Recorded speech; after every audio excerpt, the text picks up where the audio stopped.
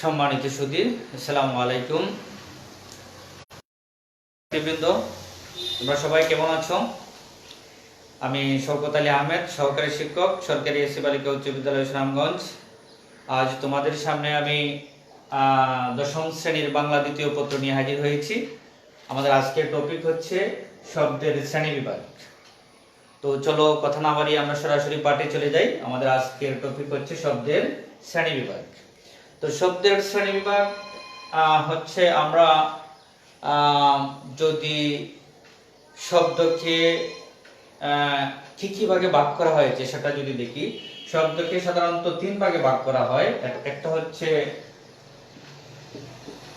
উৎপত্তিগতভাবে শব্দের শ্রেণী বিভাগ, আর একটা হচ্ছে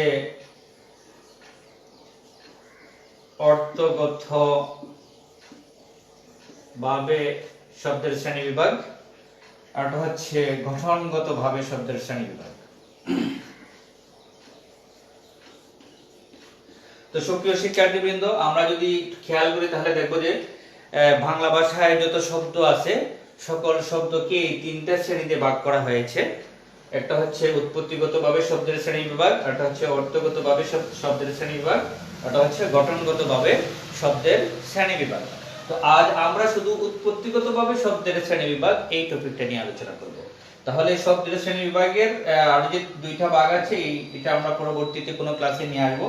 আজ আমাদের শুধু আলোচনার বিষয় হচ্ছে উৎপত্তিগতভাবে শব্দের শ্রেণী বিভাগ।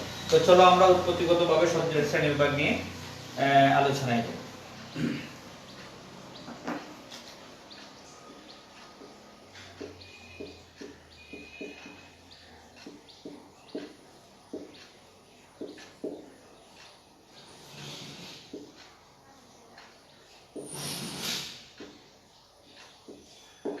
উৎপত্তিগতভাবে শব্দের শ্রেণী বিভাগ। উৎপত্তিগতভাবে শব্দের শ্রেণী বিভাগ এটাকে পাঁচ ভাগে ভাগ করা যায়। একটা হচ্ছে তৎসম, দুই নম্বর হচ্ছে অর্ধ তৎসম, তিন নম্বর হচ্ছে তদ্ভব, চার নম্বর হচ্ছে দেশি, পাঁচ হচ্ছে বিদেশি। এই আমরা উৎপত্তিগতভাবে শব্দের শ্রেণী বিভাগকে আমরা পাঁচটা ভাগে ভাগ করতে পারি: তৎসম, অর্ধ তৎসম, তদ্ভব, দেশি এবং বিদেশি। তোমরা জানো যে বাংলা ভাষায় যত শব্দ আছে, বাংলা ভাষায় প্রায় 1,25,000-এর মতো শব্দ আছে। এর মধ্যে প্রায় 50,000-এর মতো শব্দ আছে যেগুলি সরাসরি তৎসম শব্দ থেকে বাংলা ভাষায় প্রবেশ করেছে। তো আমরা প্রথমে যদি যাই তৎসম শব্দ কি, আসো আমরা এভাবে যাই তৎসম শব্দ কি। তাহলে আমরা দেখব তৎসম শব্দ হচ্ছে সে সকল শব্দ যে শব্দগুলি সংস্কৃত ভাষা থেকে সরাসরি বাংলা ভাষায় প্রবেশ করেছে। অর্থাৎ যে সকল শব্দ সংস্কৃত থেকে সরাসরি বাংলা ভাষায় প্রবেশ করেছে, যার কোনো পরিবর্তন নেই, সেগুলো হচ্ছে তৎসম শব্দ। তৎ শব্দের অর্থ হচ্ছে তা। তৎ শব্দের অর্থ তৎ অর্থ তা, সম অর্থ সমান,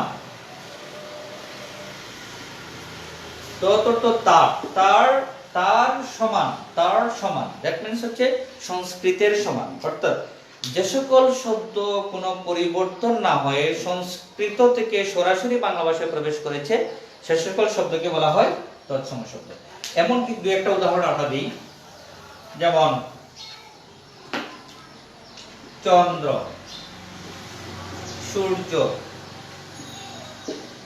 নক্ষত্র, এই শব্দগুলো হচ্ছে সংস্কৃত শব্দ। তো এই ধরনের আরো অনেক শব্দ আছে যেগুলি সংস্কৃত থেকে সরাসরি বাংলা ভাষায় প্রবেশ করেছে। তো এখন কথা হচ্ছে যে বাংলা ভাষায় প্রায় 50,000-এর মতো সংস্কৃত শব্দ আছে। আমরা এতগুলি কিভাবে মনে রাখবো, মুখস্থ করবো, পরীক্ষায় কোনটা আসবে, এটা একটা সমস্যা। কনফিউশন। বাট এখানে তোমাদের মনে রাখতে হবে এই 50,000 শব্দই কিন্তু তোমাদের পরীক্ষায় আসবে না। তোমাদের পাঠ্য বইয়ে যে সংস্কৃত শব্দগুলির উদাহরণ দেওয়া আছে এগুলি থেকে পরীক্ষা থাকে, এগুলি প্র্যাকটিস করলে তোমাদের জন্য হয় না। তাহলে পরীক্ষার প্রশ্ন কিভাবে থাকে? পরীক্ষার প্রশ্ন থাকে যে নিচের কোনটি তৎসম শব্দ, অথবা একটা এই শব্দগুলো দিয়ে বললো একটা কোন ধরনের শব্দ, সঠিক উত্তর হচ্ছে তৎসম শব্দ। তো তৎসম শব্দ চেনার একটা সহজ উপায় হচ্ছে তৎসম শব্দে যুক্ত বর্ণ থাকে। এটা হচ্ছে তৎসম শব্দ চেনার একটা সহজ উপায়। যদি তুমি বুঝতে না পারো এটা তৎসম কি অর্ধ তৎসম, তদ্ভব, দেশি না বিদেশি, তাহলে এখানে তুমি একটা বিষয় ধরে নিতে পারবা যে তৎসম শব্দে সাধারণত, এটাতে সর্বক্ষেত্রে হবে এমন কিন্তু নয়, তৎসম শব্দে সাধারণত যুক্ত বর্ণ থাকে। তাহলে যদি পরীক্ষা প্রশ্ন থাকে নিচের কোনটি তৎসম শব্দ, যদি তুমি 4টা অপশন দেখো এর মধ্যে দেখবা যার মধ্যে যুক্ত বর্ণ আছে, এর মানে সেটা হচ্ছে তৎসম শব্দ। তবে এই কথাটা যে সব সময় ঠিক হবে তা কিন্তু নয়। আমি বলছি যে সাধারণত যুক্ত বর্ণে তৎসম শব্দে যুক্ত বর্ণ থাকে। তাহলে চন্দ্র, সূর্য, নক্ষত্র এই ধরনের শব্দগুলি তোমাদের বইয়ে আরো কিছু উদাহরণ দেওয়া আছে, এগুলো প্র্যাকটিস করলেই তোমাদের পরীক্ষায় কমন পড়বে। এর বাহিরে, বইয়ের বাহিরে কখনো পরীক্ষায় আসে না। তাহলে এই শব্দগুলি হচ্ছে তৎসম শব্দ। আচ্ছা ঠিক আছে, তো আমরা একটু সামনে অগ্রসর হই। তাহলে অর্ধ তৎসম শব্দ কি? অর্ধ তৎসম শব্দ বুঝাই যাচ্ছে অর্ধ, অর্ধ মানে অর্ধেক, অর্ধ মানে কি? অর্ধেক। তাহলে অর্ধ তৎসম মানে তৎসমের অর্ধেক, এর মানে বোঝা যাচ্ছে যে তৎসম শব্দটা ছিল সেটা কিঞ্চিত পরিবর্তন হয়ে বাংলা ভাষায় প্রবেশ করেছে, এই ধরনের শব্দকে বলা হয় অর্ধ তৎসম শব্দ। তো এই ধরনের অনেক শব্দ বাংলা ভাষায় ব্যবহৃত হয়েছে। আমরা দুই একটা উদাহরণ দিব। যেমন ধরো চন্দ্র, আমরা বলেছিলাম চন্দ্র শব্দটা হচ্ছে সংস্কৃত। তো এটা একটু পরিবর্তন হয়ে হয়েছে চন্দ্র। এই চন্দ্র শব্দটা কিন্তু বাংলা ভাষায় আছে। তো এই ধরনের আরো অনেক শব্দ আছে। যেমন ধরো কর্মকার, কর্মকারটা একটু পরিবর্তন হয়ে হয়েছে কর্ম-আর, ঠিক আছে। যেমন ধরো চর্মকার কিঞ্চিত পরিবর্তন হয়ে হয়েছে চর্ম-আর। তো এ ধরনের কিছু শব্দ বাংলা ভাষায় আছে যেগুলিকে বলা হয় এই শব্দগুলোকে বলা হয় অর্ধ তৎসম শব্দ। অর্থাৎ শব্দগুলো ছিল সংস্কৃত তৎসম, কিছুটা পরিবর্তন হয়েছে অর্ধ তৎসম। তো এই যে সংস্কৃত থেকে কিছুটা পরিবর্তন হয়ে বাংলা ভাষায় প্রবেশ করেছে এমন শব্দকে আমরা বলি অর্ধ তৎসম শব্দ। তাহলে তোমরা বুঝতে পারলে যে অর্ধ তৎসম শব্দ কোনগুলো, এবং পরীক্ষায় এভাবেও প্রশ্ন থাকে নিচের কোনটি অর্ধ তৎসম শব্দ। বাংলা ব্যাকরণে কিন্তু যে অবজেক্টিভ, যে আগে 50 মার্ক ছিল এখন 30 মার্কস, তাহলে যে ভালো করতে হলে কিন্তু অবজেক্টিভে ভালো মার্কস পেতে হবে। আর এই অবজেক্টিভটা অনেকের কাছে একটু যে বাংলা ব্যাকরণটা অনেকের কাছে একটু দুর্বোধ্য মনে হয় একটু কঠিন, জটিল, এই কারণে অনেকে পড়ে না, ঠিক আছে। কিন্তু আসলে পড়লে ভালো করা যায়। তাহলে আমরা দেখলাম যে এই শব্দগুলো হচ্ছে কি অর্ধ তৎসম শব্দ। এটাই আবার আরো পরিবর্তন হয়ে বাংলা ভাষায় প্রবেশ করেছে। এই যে চন্দ্র থেকে হয়েছে ছন্দ, তারপর এটা আরো পরিবর্তন হয়ে বাংলা ভাষায় প্রবেশ করেছে। চন্দ্র থেকে হয়েছে ছন্দ, তারপরে এটা হয়েছে চাঁদ, পরিবর্তিত হয়ে। কর্মকার থেকে হয়েছে কর্ম-আর, তারপরে এটা হয়েছে কাম-আর। এটা আমি দুইটা एग्जांपल দিলাম তোমাদের সামনে, এরকম শত শত উদাহরণ আছে। চর্মকার থেকে হয়েছে চর্ম-আর, তারপরে হয়েছে চাম-আর। এই যে শব্দগুলি, এগুলিকে বলা হয় তদ্ভব শব্দ। তাহলে তদ্ভব শব্দের সঙ্গে আমরা কি বলতে পারি? তদ্ভব শব্দের সঙ্গে আমরা বলতে পারি যে সকল শব্দ সংস্কৃত ছিল তার পরবর্তীতে কিছুটা পরিবর্তন হয়ে অর্ধ তৎসম শব্দ হয়েছে, তারপরে এটা আরো পরিবর্তিত হয়ে মানে সরলীকরণ হয়েছে, একটা সরল রূপ ধারণ করেছে, এবং বলা যেতে পারে তৎসম শব্দ পরিবর্তিত হয়ে সম্পূর্ণ একটা নতুন রূপ লাভ করেছে। এই ধরনের শব্দকে বলা হয় তদ্ভব শব্দ। তো এই ধরনের শব্দ বাংলা ভাষায় অনেক আছে। তদ্ভব শব্দ, অর্ধ তৎসম শব্দ, তৎসম শব্দ। এরপরে আছে দেশি শব্দ।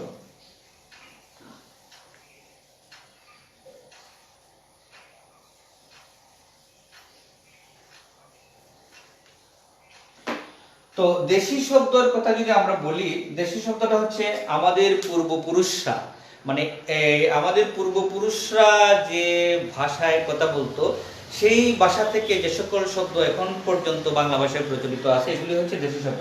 তো সেই শব্দের সংখ্যাটা আসলে খুব কম। আমরা বলতে পারি যে আমাদের পূর্বপুরুষরা কারা ছিল, এটা হচ্ছে ইয়ের আগে, সভ্যতারও আগে, সভ্যতা শুরু হওয়ারও আগে, যেমন মুন্ডারি কিছু জাতি ছিল, মুন্ডারি, তারপরে হচ্ছে তাদের ভাষা থেকে যে সকল শব্দ বাংলা ভাষায় প্রবেশ করেছে এগুলো হচ্ছে দেশি শব্দ। দেশি শব্দগুলো হচ্ছে আমাদের নিজস্ব সম্পদ। এমন কিছু শব্দ আছে যেমন ধরো কুলা, তারপরে হচ্ছে কুড়ি, হ্যাঁ কুড়ি, কুলা, কুড়ি, ঢেকি, ডাব, ডাগর। তো এমন কিছু শব্দ আছে যে শব্দগুলি ওই যে আমাদের পূর্বপুরুষদের, মানে হচ্ছে এটাকে বলা হয় অনার্য, মানে আর্যদের আগমনের পূর্বে এই ভারত উপমহাদেশে যারা বসবাস করতো তাদেরকে বলা হতো অনার্য। আর্য বলতে আমরা কারা বুঝি?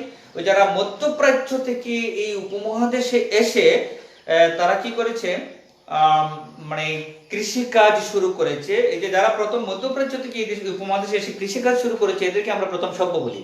এর আগে যারা এই দেশে বসবাস করতো এই ভারত উপমহাদেশে তাদেরকে বলা হতো অনার্য। এই খুল, মুন্ডারি, এই ধরনের কিছু অনার্যরা এই উপমহাদেশের ভাষা থেকে সরাসরি যে সকল শব্দ বাংলা ভাষায় প্রবেশ করেছে তাদেরকে বলা হয়, এই শব্দগুলোকে বলা হয় দেশি শব্দ। এমন কিছু শব্দ হচ্ছে কুল, কুড়ি, ঢেঁকি, ডাব, ডাগর ইত্যাদি। তাহলে আবার তোমাদের মানে পরীক্ষা প্রশ্ন থাকবে নিচের কোনটি দেশি শব্দ, অথবা এই শব্দগুলি দিয়ে বললো এটা কোন ধরনের শব্দ, তাহলে আমরা জানি যে এগুলি আমাদের দেশি শব্দ এবং এগুলি আমাদের নিজস্ব সম্পদ। যদিও আসলে সকল শব্দই আমাদের নিজস্ব সম্পদ, কারণ শব্দ বা ভাষার ধর্মই হচ্ছে শব্দকে গ্রহণ করা, বর্জন করা। কারণ পৃথিবীর সকল ভাষাই, পৃথিবীর সকল যে কোনো ভাষা থেকে শব্দ গ্রহণ করতে পারে, আবার কিছু শব্দ ব্যবহৃত না হতে কি হয়ে যায়, এক সময় এটা বিলুপ্ত হয়ে যায়, এটা হচ্ছে বাদ পড়ে যায় শব্দ থেকে, ভাষা থেকে। তাহলে পৃথিবীর আর যে কোনো শব্দকে যে কোনো ভাষায় গ্রহণ করুক না কেন, তখন যে ভাষা ওই শব্দটাকে গ্রহণ করলো তখন ওই শব্দটা হয়ে গেল ওই ভাষার নিজস্ব সম্পদ। তাহলে আমরা এরপরে যাব বিদেশি শব্দ। তো বিদেশি শব্দের যদি যাই, বাংলা ভাষায় বিদেশি শব্দ আসলে একটা বিশাল স্থান দখল করে আছে। তোমরা জানো যে আমাদের এই উপমহাদেশে প্রথম মানে পৃথিবীর বিভিন্ন জাতিগোষ্ঠীরা এসে বিভিন্ন সময়ে শাসন করেছে, শোষণ করেছে, দীর্ঘদিন এই উপমহাদেশে অবস্থান করেছে। ফলশ্রুতিতে তাদের ভাষা আমাদের ভাষার সাথে, তাদের শব্দ আমাদের শব্দের সাথে অনেক সংমিশ্রণ ঘটেছে। এই ধরনের শব্দকে বলা হয় বিদেশি শব্দ। যেমন আমরা জানি যে প্রায় 1599 সালে অথবা 1600 সালে প্রথম এই উপমহাদেশে পর্তুগিজরা এসেছিল। 1599 সালে অথবা 1600 সালে এই উপমহাদেশে প্রথম পর্তুগিজরা এসেছিল তাদের ব্যবসা বাণিজ্য করার উদ্দেশ্যে। তো পর্তুগিজরা এই দেশে অনেকদিন থেকে যে ব্যবসা বাণিজ্য করেছে, তাদের ভাষার শব্দ বাংলা ভাষায় প্রবেশ করেছে। পরবর্তীতে আমরা জানি যে বিভিন্ন জাতিগোষ্ঠী আছে, ওলন্দাজরা এসেছে, ডাচরা এসেছে, তারপরে হচ্ছে যে ইংরেজরা, তো আমরা জানি ইংরেজরা এসেছে প্রায় 190 বছর, বলা হয় থাকে প্রায় 200 বছর, মানে 190 বছর, 1757 থেকে 1947, 1757 পলাশী যুদ্ধের মধ্য দিয়ে ইংরেজরা এই দেশে তাদের আধিপত্য স্থায়ী করেছিল। তারপরে হচ্ছে 1757 থেকে 1857, 100 বছর, 1857 থেকে 1947 সালে তারা এই উপমহাদেশ ছেড়ে চলে যায়। 190 বছর ইংরেজরা এই উপমহাদেশে শাসন করেছে, শোষণ করেছে, তাদের আধিপত্য বিস্তার করেছে, তাদের অনেক শব্দ বাংলা ভাষায় প্রবেশ করেছে। তো 190 বছর যে ইংরেজরা এই দেশে শাসন করেছে, এই জন্য বলা হয় যে প্রায় 200 বছর। আমরা বলে থাকি যে প্রায় 200 বছর ইংরেজরা এই উপমহাদেশ শাসন করেছে। আসলে প্রকৃত হচ্ছে 190 বছর তারা এই উপমহাদেশে শাসন করেছে। তো এই দীর্ঘদিন তারা এই উপমহাদেশে শাসন শোষণ করার কারণে তাদের অনেক শব্দ বাংলা ভাষা অনেক শব্দ মানে ইংলিশ শব্দ, যেমন তোমরা জানো যে আমরা যেগুলো ব্যবহার করি বাংলার মতো ব্যবহার করি, চেয়ার, টেবিল, ফ্যান, এরকম আমাদের চারপাশে দেখবে যে অনেক শব্দ, টেলিভিশন, হ্যাঁ, মোবাইল আমরা যাই ব্যবহার করি না, মানে আমাদের চারপাশে অনেক শব্দ আছে যেগুলো ইংলিশ শব্দ। তো এইভাবে বিদেশি অনেক শব্দ বাংলা ভাষায় আছে, প্রবেশ করেছে। এই শব্দগুলোকে বলা হয় বিদেশি শব্দ। আমরা দেখবো যে বিদেশি শব্দ কি কি বাংলা ভাষায় আছে। আমরা প্রথমে যদি দেখি, বিদেশি শব্দের মধ্যে আছে আরবি শব্দ, তারপরে আছে ফার্সি শব্দ,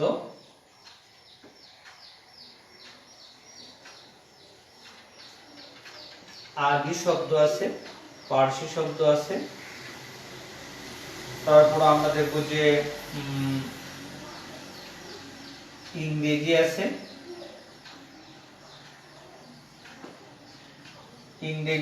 ইংরেজি ছাড়াও আছে পর্তুগিজ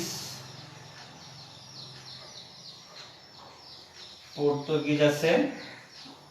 তারপর আমরা যদি আরেকটু যাই, ফার্সি আছে, আবার ফরাসি আছে। ফরাসি আর ফার্সি কিন্তু এক জিনিস নয়, এটা মনে রাখতে হবে। ফার্সি আছে, আবার ফরাসি আছে। ফার্সি আর ফরাসি এক জিনিস নয়। তারপরে হচ্ছে ওলন্দাজ আছে, ওলন্দাজ অনেক শব্দ বাংলা ভাষায় আছে।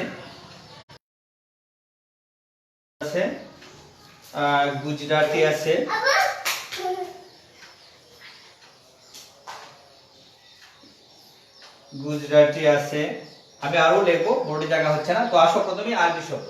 তো আরবি অনেক শব্দ বাংলা ভাষায় আছে। আরবি শব্দকে আবার দুটো ভাগে ভাগ করা যায়। একটা হচ্ছে ধর্ম সংক্রান্ত শব্দ, আর একটা হচ্ছে প্রশাসনিক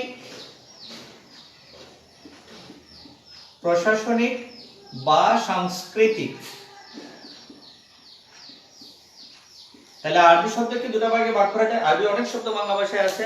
একটা হচ্ছে ধর্ম সংক্রান্ত শব্দ, আর একটা হচ্ছে প্রশাসনিক বা সাংস্কৃতিক শব্দ।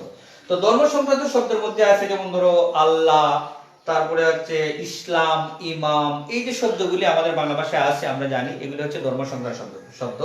প্রশাসনিক শব্দের মধ্যে আছে যেমন আদালত, তারপরে হচ্ছে ইনসান, ঈদ।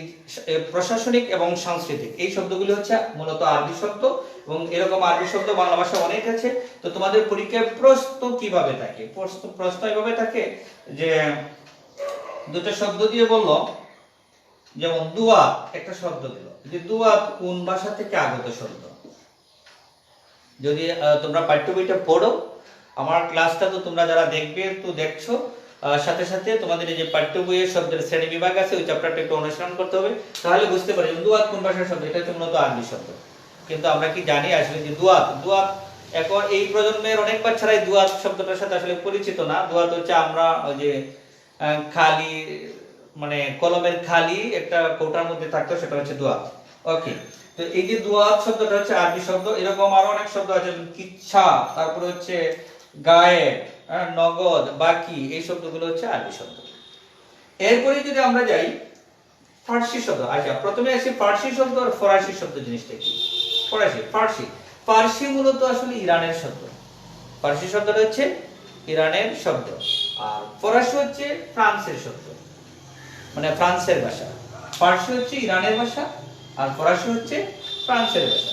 তো ইরানের ভাষা হচ্ছে ফার্সি। ফার্সি ভাষাটা কিন্তু অনেক সমৃদ্ধ। ফার্সি ভাষা একজন কবিও আছেন, অনেক বড় একজন কবি, আল্লামা, যেন নামটা এই মুহূর্তে মনে করতে পারছি না। তো ফার্সি শব্দ হচ্ছে একটা ইরানের শব্দ ভাষা।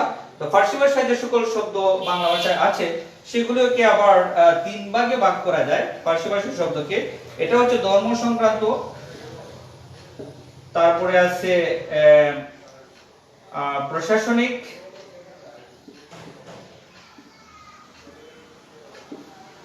বা সাংস্কৃতিক,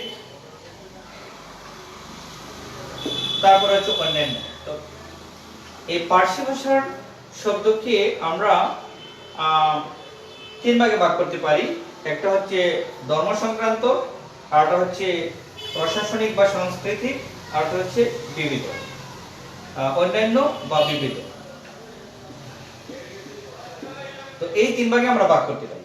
তো ধর্ম সংক্রান্ত শব্দের মধ্যে আছে যেমন ধরো দুজক, নামাজ, গুনাহ, এই শব্দগুলো হচ্ছে মূলত ফার্সি শব্দ এবং এর ধর্ম সংক্রান্ত শব্দ। প্রশাসনিক বা সাংস্কৃতিক শব্দের মধ্যে আছে যেমন ধরো কারখানা, চশমা, জবানবন্দি, এই ধরনের শব্দগুলি হচ্ছে প্রশাসনিক বা সাংস্কৃতিক শব্দ। বিবৃত শব্দের মধ্যে এই দুইটার বাইরে আরো কিছু শব্দ আছে, যেমন ধরো আদমি, আমদানি, এই শব্দগুলো হচ্ছে বিবৃত শব্দ। তাহলে এটা হচ্ছে মূলত ফার্সি শব্দ। ফার্সি শব্দের পরে আমরা যদি যাই ইংরেজি শব্দ, তো ইংরেজি শব্দ তো অনেক শব্দ বাংলা ভাষায় আছে, তোমরা জানো বাংলাদেশে আসলে ইংরেজি শব্দের কোনো অভাব নেই, কিন্তু এখানে আবার কথা আছে, ইংরেজি কিন্তু আবার বাংলাদেশে দু ধরনের ইংরেজি শব্দ প্রচলিত আছে, আমেরিকান এবং হচ্ছে একটা হচ্ছে ব্রিটিশ। ব্রিটিশ ল্যাঙ্গুয়েজ মানে হচ্ছে British language and American language. তো আমরা সাধারণত ব্রিটিশটাকে ফলো করি, বাংলাদেশের মানুষ যারা আছে ব্রিটিশটাকে ফলো করি। আমেরিকান ল্যাঙ্গুয়েজ এবং ব্রিটিশ ল্যাঙ্গুয়েজ দুটার শব্দই কিন্তু বাংলা ভাষায় প্রচলিত আছে, যদিও ইংরেজরা, দ্যাট মিন্স ব্রিটিশরা এই উপমহাদেশ শাসন করেছিল, কিন্তু আমাদের শব্দের মধ্যে ইংরেজ আমেরিকান অনেক শব্দ আছে, এগুলি স্পেলিং এ পার্থক্য আছে। তো এরকম ইংরেজি অনেক শব্দ, যেমন ধরো ইউনিভার্সিটি, হসপিটাল, হ্যাঁ, ইউনিয়ন, তারপরে হচ্ছে চেয়ার, টেবিল, এগুলো তো বললাম। ইংরেজি অনেক শব্দ বাংলা ভাষায় প্রচলিত আছে। এখন পরীক্ষায় প্রশ্ন থাকে নিচের কোনটি ইংরেজি শব্দ, তবে ইংরেজি শব্দ কোনটি এটা বাচ্চারা সাধারণত ভুল করে না। ইংরেজি শব্দটা সহজেই ধরে ফেলতে পারে, এটা হচ্ছে ইংরেজি শব্দ, কারণ এটা আমরা ওই যে ছোটবেলা থেকে ইংরেজি শব্দটা চর্চা করি, এই কারণে আমরা এটা সহজেই ধরতে পারি এটা ইংরেজি শব্দ। তো ইংরেজি ছাড়া আরো যে শব্দগুলো আছে, যেমন পর্তুগিজ, তো পর্তুগিজ শব্দ আছে, যেমন ধরো আনারস।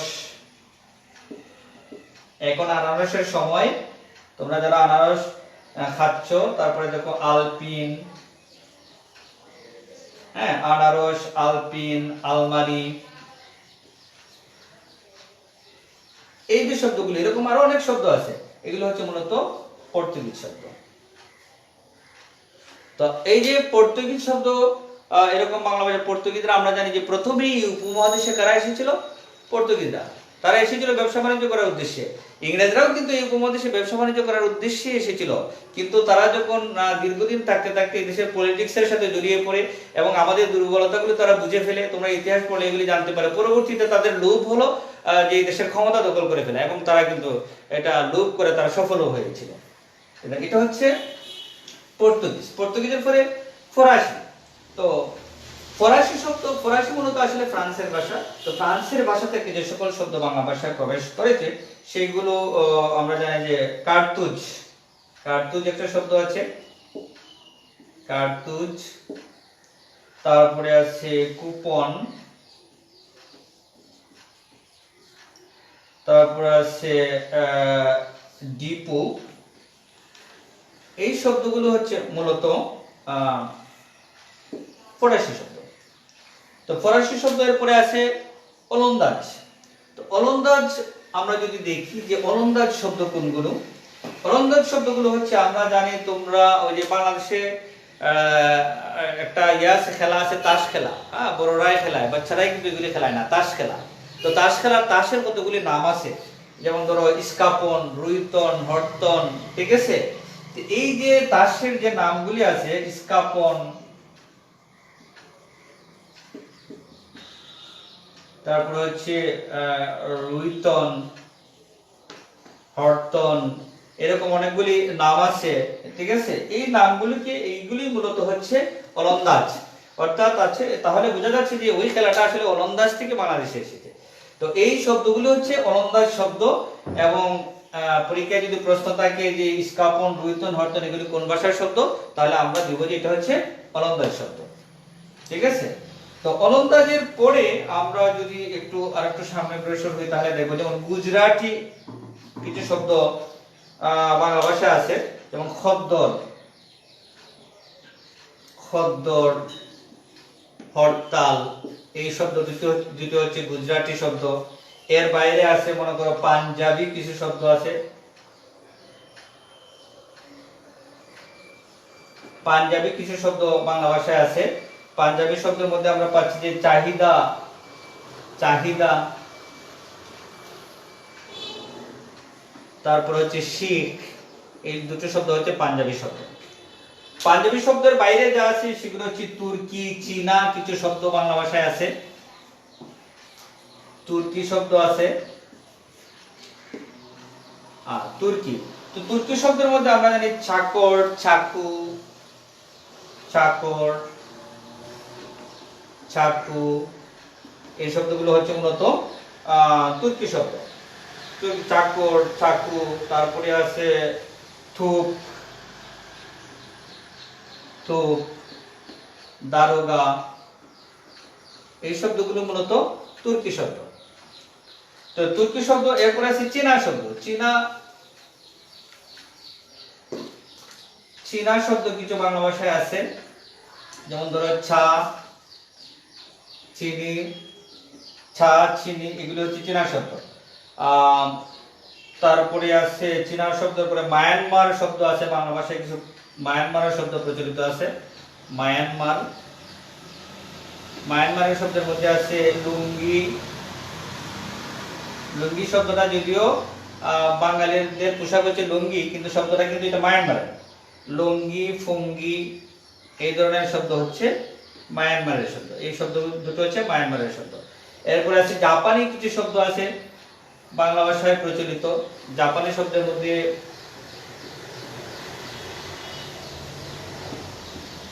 আছে রিকশা, তারপরে আছে হিরিকিরি, হ্যাঁ, এমন কিছু শব্দ আছে যেগুলো হচ্ছে জাপানি শব্দ। তো পরীক্ষা প্রশ্ন থাকতে পারে রিকশা, হিরিকিরি এটা কোন ভাষার শব্দ? অপশন থাকবে পাঞ্জাবি, তুর্কি, চীনা, জাপানি। তো আমরা যদি জানি যে এই শব্দগুলো হচ্ছে জাপানি শব্দ, তাহলে আমরা সঠিক উত্তর করব এটা হচ্ছে জাপানি শব্দ। সুপ্রিয় শিক্ষার্থীবৃন্দ, আমরা কিন্তু ক্লাসের প্রায় শেষের দিকে চলে আসছি। এরপরে কিছু শব্দ আছে যেগুলি হচ্ছে মিশ্র শব্দ। মিশ্র শব্দ, মিশ্র শব্দটা হচ্ছে এমন কিছু শব্দ যে সকল শব্দের অর্থাৎ দুইটা ভাষার দুইটা অংশ মিলে নতুন একটা শব্দ গঠিত হয়েছে, এই ধরনের শব্দকে বলা হয় মিশ্র শব্দ। আমি দুই একটা উদাহরণ দিলে জিনিসটা ক্লিয়ার হয়ে যাবে। যেমন ধরো হাট, হাট বাজার একটা শব্দ, হাট বাজার। আসলে হাট যোগ বাজার, হাট যোগ বাজার মিলে হয়েছে হাট বাজার। হাট যোগ বাজার, অর্থাৎ হাট বাজার বাংলা ভাষায় একটা শব্দ আছে। আসলে হাট শব্দটা হচ্ছে বাংলা, হাট শব্দটা বাংলা, আর বাজার শব্দটা হচ্ছে ফার্সি। বাংলা এবং ফার্সি এই দুইটা শব্দ মিলে নতুন একটা শব্দ গঠিত হয়েছে, এটাকে বলি আমরা মিশ্র শব্দ। এই ধরনের অনেক শব্দ আছে, যেমন হেড পণ্ডিত, হেড মৌলবী, তারপরে হচ্ছে ডাক্তারখানা। এই শব্দগুলো মূলত দুটা ভাষার শব্দের সংমিশ্রণে নতুন শব্দ গঠিত হয়েছে, এই ধরনের শব্দকে বলা হয় মিশ্র শব্দ। তো মিশ্র শব্দের পরে এই চ্যাপ্টারে তোমাদের আরেকটা বিষয় আছে, সেটা হচ্ছে পারিভাষিক শব্দ। পারিভাষিক, পারিভাষিক শব্দ। তো পারিভাষিক শব্দ তোমাদের পরীক্ষায় থাকে অনেক সময়। পারিভাষিক শব্দ জিনিসটা কি? আসলে পারিভাষিক, ওই যে আমরা ছোটবেলা থেকেই পড়ে আসতেছি যে পেন অর্থ কলম, বুক অর্থ বই। আসলে এটা অর্থ না, এটাকে আমরা বাচ্চাদেরকে আমরা পড়াই, যে ছোট ছোট আমরাও ছোটবেলায় পড়েছি পেন অর্থ কলম, বুক অর্থ বই, ঠিক আছে, এরকম আমরা পড়েছি। আসলে এটা অর্থ না, অর্থ এটা হচ্ছে, এটাকে আমরা বলতে পারি পারিভাষিক শব্দ, সিমিলার ওয়ার্ড, সমার্থক শব্দ, পারিভাষিক শব্দ, বাট এটা কখনো অর্থ হয় না। আমরা যে জিনিসটাকে বই বলি, ইংলিশে সেটাকে বুক বলে, এর মানে এই নয় যে বুক অর্থ বই, অর্থ বলতে এটা কিছু না। এটা হচ্ছে পারিভাষিক শব্দ, বা আমরা বলতে পারি যে সিমিলার ওয়ার্ড, সমার্থক শব্দ, ঠিক আছে। যেমন পারিভাষিক শব্দের মধ্যে আছে, যেমন ধরো অক্সিজেন, অক্সিজেন, অক্সিজেন বাংলায়ও আমরা এটাকে বলি, বাংলায় এটাকে আমরা বলি অম্লজান, অম্লজান। এই শব্দটা হচ্ছে অক্সিজেন, বাংলায় আমরা বলি এটাকে অম্লজান। এই ধরনের শব্দকে বলা হয় পারিভাষিক শব্দ। যেমন শব্দ আছে হাইড্রোজেন, হাইড্রোজেন বাংলায় আমরা এটাকে বলি উদোজান, বাংলা শব্দ কিন্তু অনেকেই জানে না, কঠিন লাগতে পারে। আমি স্টুডেন্টদেরকে যখন পড়াই, অনেক বাংলা শব্দ যখন সে বুঝে না, ওটাকে আমি ইংলিশ দিয়ে বুঝাই, ইংলিশ দিয়ে বলে সে সহজে বুঝে ফেলে। একবার আমি এক স্টুডেন্টকে অঙ্ক করাইতেছি, তো আমি বললাম যে একজন লোক, ছোট ছোট বাচ্চাকে অঙ্ক করাইতেছিলাম, একজন লোক মানে মনে করো এত টাকা বিনিয়োগ করে, তো সে বলে স্যার বিনিয়োগ কি, বিনিয়োগ তো বুঝে না, সে বিনিয়োগ শব্দটা বুঝে না। যখন আমি বললাম যে ইনভেস্ট করে, তখন সে বুঝে ফেলে, ও জি স্যার বুঝছি, ইনভেস্ট মানে তার বাবা ব্যবসা করে, বলে আমার বাবা তো স্যার ব্যবসা করে, আমার বাবা প্রতি মানে সব সময় টাকা ইনভেস্ট করে, এই শব্দটা আমি শুনেছি। তাহলে সে ইনভেস্ট শব্দটা শুনেছে, বিনিয়োগ শব্দটা শুনে নাই। তো বাংলা ভাষায় অনেক শব্দ আছে, যে অম্লজান অনেকেই শুনে নাই, এটা হচ্ছে অক্সিজেন শব্দটার সাথে আমরা পরিচিত, কিন্তু আমরা অম্লজানের সাথে পরিচিত না। হাইড্রোজেন শব্দের সাথে আমরা পরিচিত, কিন্তু আমরা উদোজান শব্দের সাথে পরিচিত না। এইভাবে অনেক শব্দ আছে, যেমন হসপিটাল, হসপিটাল আসলে আমরা বাংলায় বলি হাসপাতাল, বাংলায় আমরা কি বলি, হসপিটালকে বাংলায় বলি হাসপাতাল। এগুলো হচ্ছে পারিভাষিক শব্দ। তো আমার আজকের আলোচনার বিষয় ছিল আসলে উৎপত্তিগতভাবে শব্দের শ্রেণীবিভাগ। আমি এতক্ষণ যা বলেছি সবই হচ্ছে উৎপত্তিগতভাবে শব্দের শ্রেণীবিভাগ। সব বাংলা ভাষার শব্দ, সব মানে শব্দের ক্লাসিফিকেশন, শ্রেণীকরণ বা শ্রেণী বিভাগ যদি আমরা করি, তাহলে আমরা দেখিয়েছিলাম প্রথমেই যে উৎপত্তিগতভাবে শব্দের শ্রেণীবিভাগ, অর্থগতভাবে শব্দের শ্রেণীবিভাগ, গঠনগতভাবে শব্দের শ্রেণীবিভাগ। তো আজ আমি তোমাদের সামনে শুধু উৎপত্তিগতভাবে শব্দের শ্রেণীবিভাগ নিয়ে আলোচনা করেছি। নেক্সট টাইম যদি সুযোগ হয়, তাহলে গঠনগতভাবে শব্দের শ্রেণীবিভাগ এবং অর্থগতভাবে শব্দের শ্রেণীবিভাগ নিয়ে আমি তোমাদের সামনে হাজির হব। সুপ্রিয় শিক্ষার্থীবৃন্দ, তো আজ এই পর্যন্তই। সবাই ভালো থেকো, সুস্থ থেকো, গড়ে থেকো, নিরাপদে থেকো। সবাইকে ধন্যবাদ জানিয়ে আমার ক্লাসটি আমি আজকের মতো এখানেই শেষ করছি। ধন্যবাদ সবাইকে। আসসালামু আলাইকুম।